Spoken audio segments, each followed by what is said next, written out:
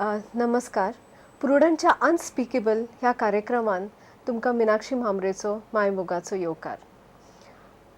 10th of September is celebrated as the World Suicide Prevention Day.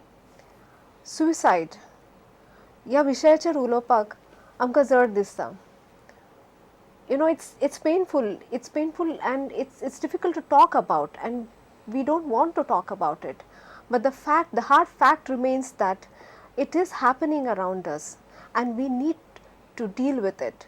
So today we have with us Dr. Mahesh Pai, who is the principal of Home Science College and also a psychologist, and someone who has also worked in this area, towards the suicide prevention in his college. And we have with us Ria. Ria is a student at Don Bosco's High Secondary School, and what I get to know about Ria is that Ria is a person who's a very compassionate person, and people around her look forward to her, to talk to her in their difficult times. And thank you, Ria, for coming here. And we also have with us Dr. Peter Castellino, who is an eminent psychiatrist and president of the Goa Psychiatric Society. He is the managing director of Cooch Mental Health Foundation, who is one of the NGOs who are working towards suicide prevention in Goa for the past 2 to 3 years.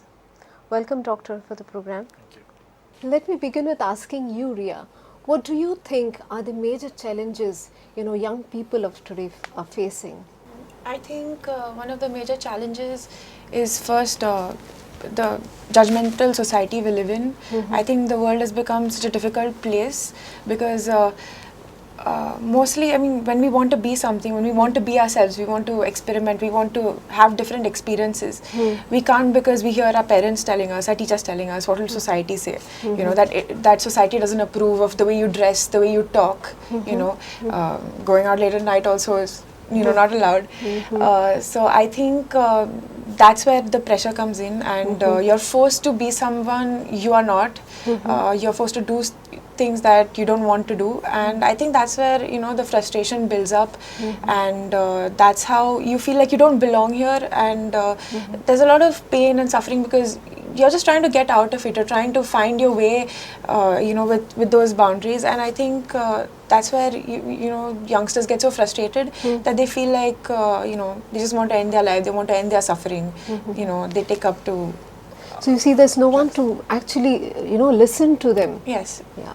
And even if they say that this is what I'm suffering or this is what I'm going through, and even if it comes to a point where they want to end their life, what do you think, how are they looked at? I think most people, when they talk about suicide, or even when it comes to self-harm or anything, even when they're talking about their problems, I think most people don't want to listen to them in the first place. Second, they're called cowards.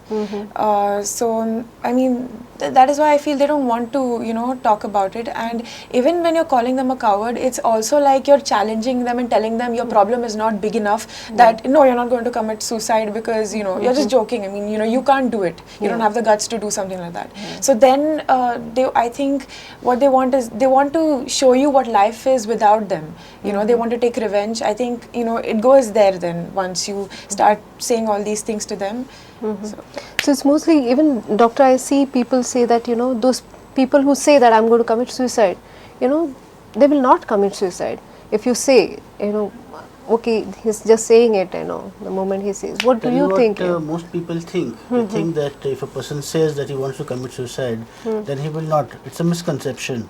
Because most of the people, or almost all of the people who commit suicide, give some sort of a warning. They may not tell it directly, but they may say things like, life is not worth living, or you will be better off without me, or things like this, which are an indication of what they intend to do.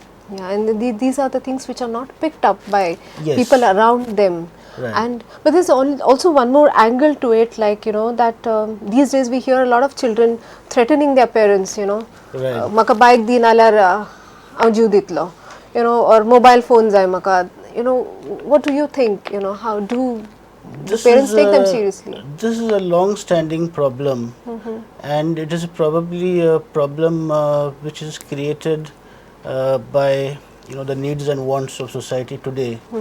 And parents, they want to give everything to the child, and they probably don't teach the children frustration tolerance. When you earn whatever you want, or you wait for the right moment or the right age when I'll get you a bike. And under the guise of unconditional love, which it is not at all. Under the guise of unconditional love, parents end up giving a lot of things to their children, and there comes a point when the child gets used to getting things the easy way, and if the child doesn't get it, then he or she would threaten suicide. So what's needed is that bridge between the child and a parent where there is communication. But in case somebody says that I'm going to commit suicide, he needs to be taken seriously. Every person who says that needs to be taken seriously.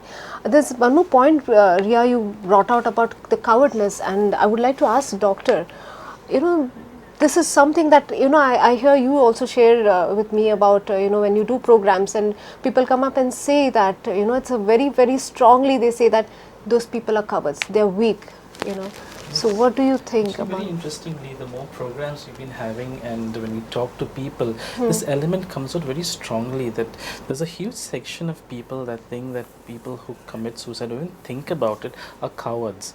And when we try to understand from their point of view or what makes them feel that way, if you'll see, people have got problems in life, but suicide is not the answer. They should have they should deal with it in some other way. They should go and talk to somebody, or there's so many ways in which you can deal with your problem, but not think of death and not think of dying.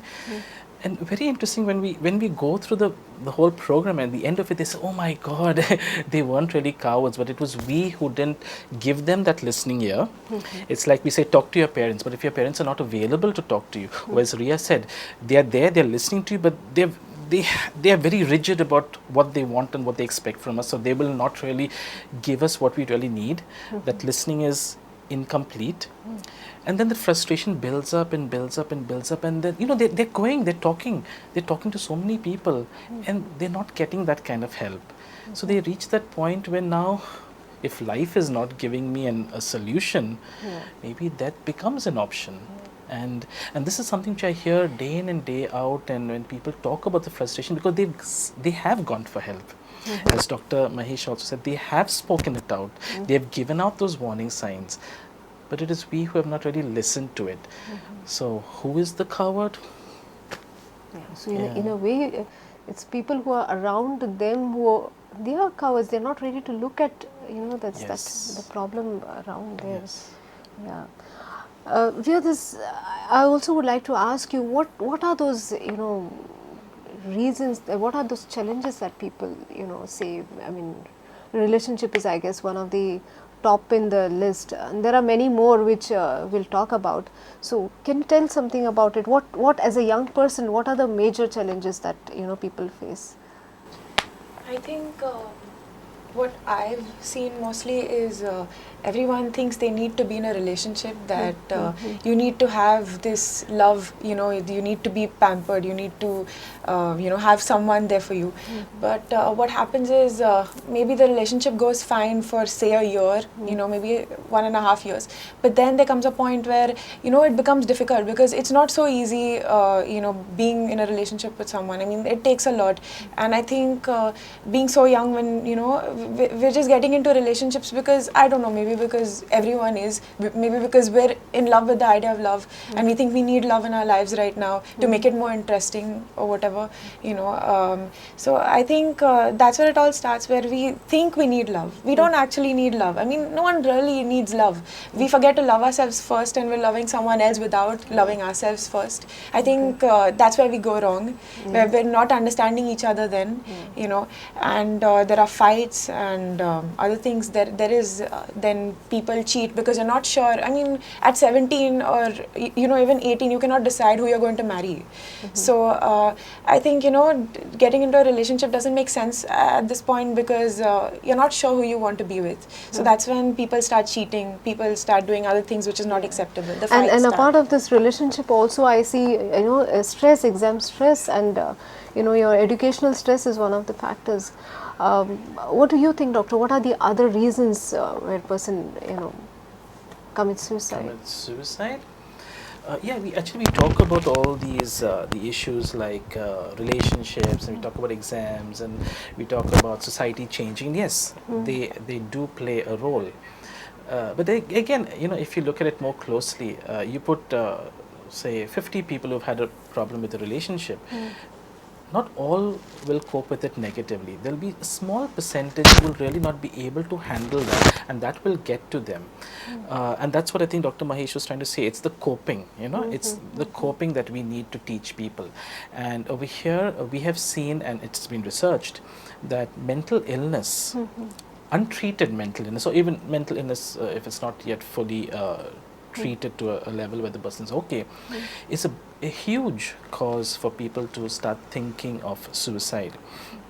And the illness doesn't have to be in a very severe form. It could start off with just mild depression, where the person is really just beginning to feel sad, is beginning to feel losing interest. Basically, the person starts losing interest in what he would normally like doing. It starts off there, and then it builds up into his biological functions going down, his appetite, his sleep, he starts feeling very tired, fatigued, he's not able to concentrate.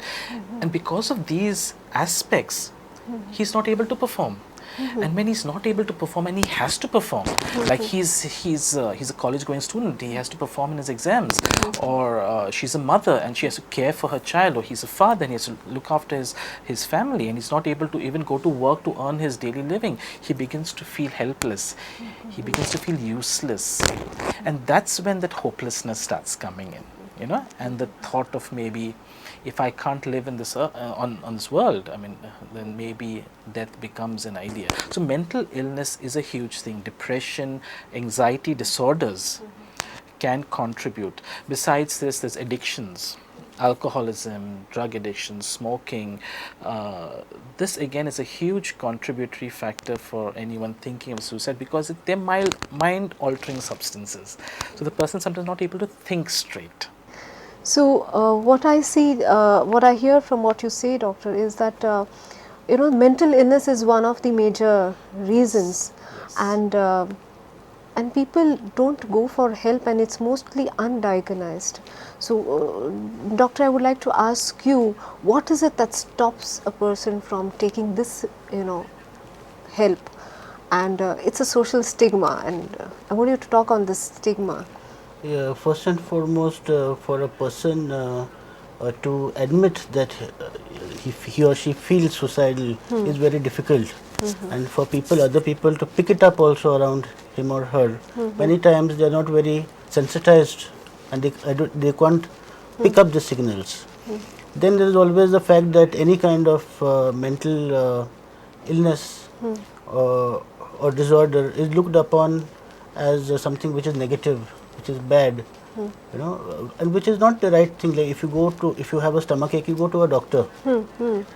But if you if you undergo depression, then you think a number of times before going to a counselor or to a psychiatrist or a psychologist, which should be the done thing. Yeah. So there is the stigma associated with going to a mental health professional. I think it exists only because of lack of awareness. Yeah, the lack of awareness is one of the major reasons, and we do, people flaunt about their heart diseases and diabetes, and they would even introduce, he's my cardiologist, but I think nobody will say he's my psychiatrist or he's my psychologist. Very rarely the people will come up and say, but it's just another part of our, it's just an organ of our body. Brain is just another organ of our body, but the way we look at it,